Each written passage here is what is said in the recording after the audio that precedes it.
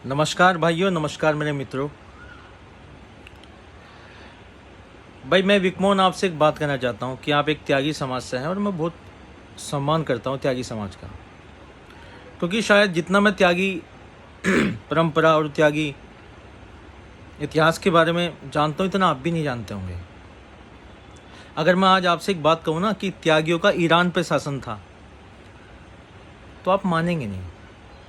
मैंने विकिपीडिया पे, गूगल पे बहुत सर्च किया, बहुत त्यागी समाज के बारे में पढ़ा, तो त्यागियों का ईरान पर शासन था। ईरान पर शासन करते थे आप लोग, ईरान तक शासन था। और कई युद्ध मुगलों से त्यागी परंपरा में लड़े गए हैं, जिनका जिक्र भी शायद इतिहास में ज़्यादा नहीं है। मुगलों को रोकने में बहुत बड़ा योगदान रहा कुछ समय तक। तो मैं बहुत सम्मान करता हूँ पूरे त्यागी समाज का और मैं चाहता हूँ कि ये वीडियो सभी जगह पहुँचाओ। पर मैं इतिहास की एक घटना पर और याद दिलाना चाहता हूँ। जब हमारा देश 15 अगस्त 1947 में आज़ाद हुआ तो हमारे देश में लगभग, हो सकता है कि एक दो ऊपर या नीचे हो सकती हैं, 763 रियासतें थी। मसलन 763 अलग अलग छोटे छोटे एक राज्य थे जिन्हें हम रियासत कह सकते हैं। उन रियासतों के मालिक कौन थे? जाहिर सी बात है, कुछ के राजपूत होंगे, कुछ के गुज्जर होंगे, कुछ के त्यागी होंगे, कुछ के ब्राह्मण होंगे, क्योंकि इन्हीं लोगों को परंपरागत तौर पर पहले से ही छोटे छोटे राज्यों का मालिक समझा गया या बनाया गया। मजे की बात यह थी कि जब तक ये लोग अंग्रेजों के गुलाम रहे, अंग्रेजों के टट्टे चाटते रहे। बहुत महत्वपूर्ण बिंदु पर ध्यान दिला रहा हूँ। जब तक अंग्रेजों के गुलाम थे तो इन रियासतों के मालिक अंग्रेजों के टट्टे चाटते थे।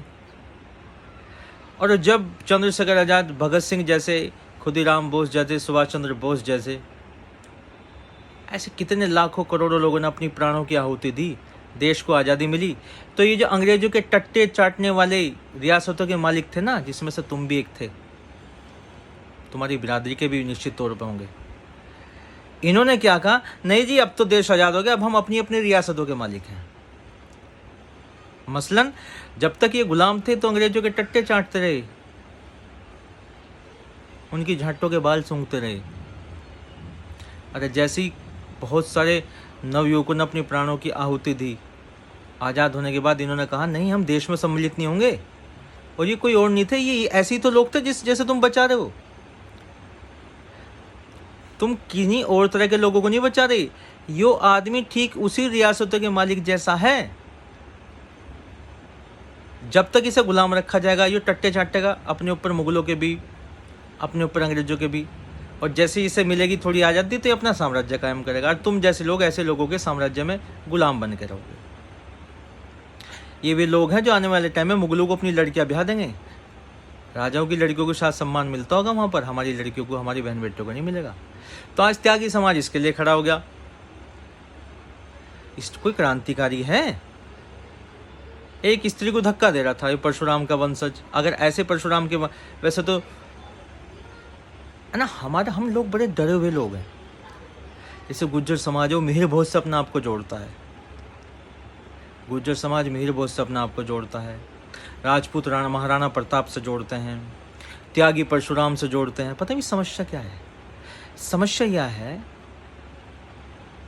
कि मैं विश्वास के साथ कह सकता हूँ, हमारा इनसे कोई संबंध ही नहीं है। पृथ्वीराज चौहान के लड़के का नाम पता, महाराणा प्रताप के लड़के का नाम पता, मिहिर भोज के लड़के का नाम पता, परशुराम जी के लड़के का नाम पता। जब उनकी औलाद उन जैसी नहीं हो पाई, समझना मेरी बात को, जब उनकी अपनी औलाद उन जैसी नहीं हो पाई, हम उन जैसे कैसे हो जाएंगे भाई? कभी सुना इनके बच्चों का नाम? उनकी खुद की औलाद उन जैसी नहीं थी और हम अपने आप को कहते हैं हम उनके वंशज हैं। यूँ है अपनी वर्तमान की कायरता को छुपाने का। प्राचीन काल में कोई बहुत बड़े अपने देशभक्त या योद्धा हुए, उनके नाम को लेकर छिपाना।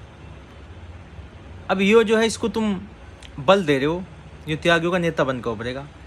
विकमोहन आज का दिन याद रखिए, सरकारें आएंगी जाएंगी, क्योंकि हिंदू हैं, कभी स्थिर रहता नहीं। हिंदू कभी स्थिर नहीं रहता। जिस दिन सपा सरकार आ गई, सरावा की घटना दोबारा होगी, दिल्ली में त्यागी की हत्या हुई थी वो दोबारा होगी। तुम ऐसे लोगों को नेता चुन रहे हो, ये अपनी बहुओं के घाघरों में घुस जाएंगे, कभी बोल लेंगे नहीं। और मात्र मैं ये इस बात त्यागी समाज के लिए नहीं कह रहा, वरन हर उस समाज के लिए कह रहा हूँ जो भी बिरादरी के नेताओं को चुन रहा है। कल अगर हिंदुओं का पतन हुआ तो सिर्फ ऐसे नेताओं को चुनने से होगा जो बिरादरीवाद पर चुने गए हैं। हम मुलायम सिंह को गलत बताते हैं। मुलायम सिंह का सिंपल सा फंडा है यादव और मुस्लिमों का समीकरण। आज अगर त्यागियों का कोई नेता कल बड़ा होगा, उसके दिमाग में सेम समीकरण चलेगा, बाकी बिरादरियों को छोड़ देगा, त्यागी और मुस्लिम समीकरण बन जाएंगे। जाट देखा नहीं, जयंत चौधरी, जयंत चौधरी, कितने जाट मारे गए। क्या जाटों की बहन बेटों के साथ रेप नहीं हुआ होगा? कई गांवों में हुआ है, अगर रिपोर्ट निकाल लोगे। जहां मुस्लिम बहुल्य क्षेत्र थे, जाट भी मारे गए हैं, उनकी बहन बेटों के साथ बुरा हुआ। क्या क्या जयंत चौधरी ने आजम खान के जेल से बाहर होते उससे मिलने गया, कितने जाटों की लाशों पर पांव रख कर गया होगा वो। और सबसे भयानक बात क्या है, ये तो है ही जो भी है, जब जाट मारे जा रहे थे कहाँ तो त्यागी थे, कहाँ गुज्जर थे, कहाँ ब्राह्मण थे, कहाँ यादव थे। ये इतिहास रहा हमारा। सेम बिल्कुल हम उसी परिपाटी में काम करते हैं जिसमें पहले करते थे। तू मेरी बात ही नहीं समझ पा रहा मेरे भाई, मैं तुझे क्या समझाऊंगा, क्योंकि तेरी भी गलती नहीं, क्योंकि तू बताता है कि तेरा लीवर फैटी है, पर शायद वो जो फैट है थोड़ा यहाँ पर भी आ जाता है, क्योंकि पॉल्यूशन बहुत है खरगोदे के आसपास। कमिल्ले का पानी पी रहे हो, है ना भाई, हाजी याकूब के कमिल्ले का जो पानी पी रहे हो, तो जाहिर सी बात है वो जो अंदर का कचरा है जानवरों का, उनका मल मूत्र है, तो तुम्हारे कहीं ना कहीं डायरेक्टली इनडायरेक्टली पेट में जाकर तुम्हारी मानसिकता भी तो दूषित कर रहा। मुझे तरस आ रहा है बहुत ज़्यादा। मैं सिर्फ तो कंट्रोल कर सकता हूँ, क्योंकि कमिल्ला तो भाई मैं भी नहीं हटा सकता। फपुंडा गांव के पास कमिल्ला चल रहा, गुजरों का बड़ा तगड़ा गांव की है। तो मेरे मित्र, मैं त्यागी समाज इकट्ठा हुआ, बहुत अच्छी बात है, पर जब आप किसी ऐसे आदमी के लिए इकट्ठा होगे जो आने वाले समय में तुम्हारे सांस्कृतिक मूल्य, तुम्हारे देशभक्ति के मूल्य, तुम्हारे आने वाली जो नस्लें हैं उनके भविष्य को दांव पर लगा के सब कुछ बेच के अपनी राजनीति चमकाने में लगे रहेंगे, तो तुम ऐसे ही लोगों को चुनोगे तो आने वाले समय में गुलामी तुमसे कहाँ दूर है। मेरा मतलब था इकट्ठे हो जाओ, सही कोच के लिए इकट्ठे हो। जब जाट मारे गए थे, जाट की बहन बेटियों के साथ बलात्कार हो रहा था सपा सरकार में, तब इकट्ठे होते। जब फपुंडे की लड़की का अपहरण बलात्कार हुआ तब इकट्ठे होते। बंगाल में जब ममता बनर्जी की सरकार वापस आई, सरेआम इज्जत लुटी हिंदुओं की, तब इकट्ठे होते। 5 लाख इकट्ठे हो जाते, कम से कम ये कहते कि ये गलत हो रहा है। और ये जिम्मेदारी वरन तुम्हारी नहीं है, हर बिरादरी की है। पता नहीं मेरी बात तुम समझते हो या नहीं समझता, पर मैं फिर वही कहूँगा, कमिल्ले का पानी पी कर तेरी बुद्धि भी यार वही वाली होगी ना। आसपास तेरे भी मुस्लिम रह रहे, उनके घर से तुम्हारे घर खाना भी हद तक ही है, मतलब जो मुझे पता चलिए मेरे सूत्रों से।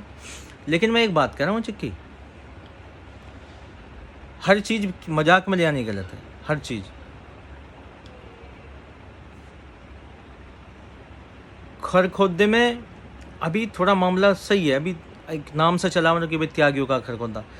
तुम 30 साल रुक जाओ, अभी तो हम जीवित हैं, हम सब जीवित रहेंगे जब तक हमारे सामने के इन क्षेत्रों से तुम छोड़ कर ना भागना शुरू कर दो। क्योंकि वो 6 साल की उम्र से एक बहुत परिपाटी पे चल रहा है। 6 साल की उम्र से ही एक मुस्लिमों के बच्चे के मन में इतना द्वेष भर दिया गया है, इतना ब्रेन वॉश कर दिया गया है, वो जीवन तो उनके लिए जीवन ही नहीं है, मृत्यु के बाद उनका जीवन शुरू होगा। तो तुम ये मान लो, या कभी कभी डॉक्टर रिजवान अहमद की वीडियो सुन लेना, 2047 तक ये इस्लामिक राष्ट्र कैसा हो जाएगा। खैर मैं इतना बड़ा ज्ञानी तो नहीं हूँ, मैं तो प्रैक्टिकली चीज़ें बता रहा हूँ। ब्रिटिश पार्लियामेंट में 2014 में एक घटना हुई थी, सईदा वारसी, इसका वर्ड इसको सर्च करना, सईदा वारसी। वो एक ब्रिटिश पार्लियामेंट थी, एक लेडीज़ थी, ब्रिटिश पार्लियामेंट से इस्तीफा दे देती है कि जो ब्रिटिश पार्लियामेंट की नीतियाँ हैं, जो यूके की नीतियाँ हैं, गाजा पट्टी में जो इजराइल हमले करता है, सीरिया में हमले करता है और वहाँ इतने मुस्लिम मारे जाते हैं, उसके लिए सही नहीं है। मतलब भेदभाव है, कहीं ना कहीं जो यूके की गवर्नमेंट है वो इजराइल को सपोर्ट कर रही है और मुस्लिमों को नहीं कर रही। उस औरत ने एक इस्तीफा दे दिया। कभी कोई त्यागियों का नेता सुना कि जब बलात्कार हो गए या इस तरह की घटनाएं हो गई, त्यागियों की हत्या हो गई, अपना इस्तीफा देता नहीं। और तुम ऐसे लोगों को तो चुन रहे हो भाई, इसे तुमने हीरो बना दिया। जगह इसने कब्जा रखी थी, लेडी कैमरे पे है, किस तरह से बात कर रहा था। तो ऐसे लोगों को चुनो भाई, चुनो, ऐसे लोगों के लिए इकट्ठे हो जाओ। फिर ये लोग क्या करेंगे, जब तुम्हारी बहन बेटों की, त्यागी समाज की बहन बेटों के साथ बलात्कार भी होंगे, उनके कपड़े भी फाड़े जाएंगे, उनकी निर्मम हत्या भी होगी, तब ये अपनी बहुओं के घाघरे में घुस जाएंगे, किसी का बयान तक नहीं आएगा। बाकी चुनना तुम्हारा अधिकार है, चुनो, इकट्ठे हो और बताओ कि तुम बड़े त्यागी हो। 5 लाख इकट्ठे हो। अंत में इस वीडियो को मैं फाइनल करने से पहले एक बात करूँ, कितनी होगी तुम? 1 करोड़ होंगे, 2 करोड़ होंगे, 3 करोड़ होंगे? चलो 3 करोड़ से ज़्यादा, 5 करोड़ मान लिए। 5 करोड़ त्यागी हैं, सामने 30 करोड़ हैं जिनके दिमाग में सिर्फ ये है कि एक समय पाकर मैं युद्ध लड़ना है। तो क्या कर लोगे? पुट इसी मान के तुम्हारी एक तरफ करेंगे। और ये हर बिरादरी के लिए कह रहा हूँ कि आपस में जो बिरादरी की जातिगत दीवारें हैं तोड़ के एक साथ आ जाओ, अन्यथा ये युद्ध हम हार चुके हैं। मैं नहीं जानता मैं कितना तुम्हें समझा पाया, पर धन्य है ये भारत भूमि की आज भी यहाँ कुछ लोग हैं, बहुत लोग हैं जो प्रयत्न कर रहे हैं, और ये दुखी भी है कि कुछ लोग अपने स्वार्थ के कारण उन लोगों को आगे बढ़ा रहे हैं जो आने वाले समय में फिर से हमें गुलामी की तरफ धकेल दें। जय हिंद, वंदे मातरम।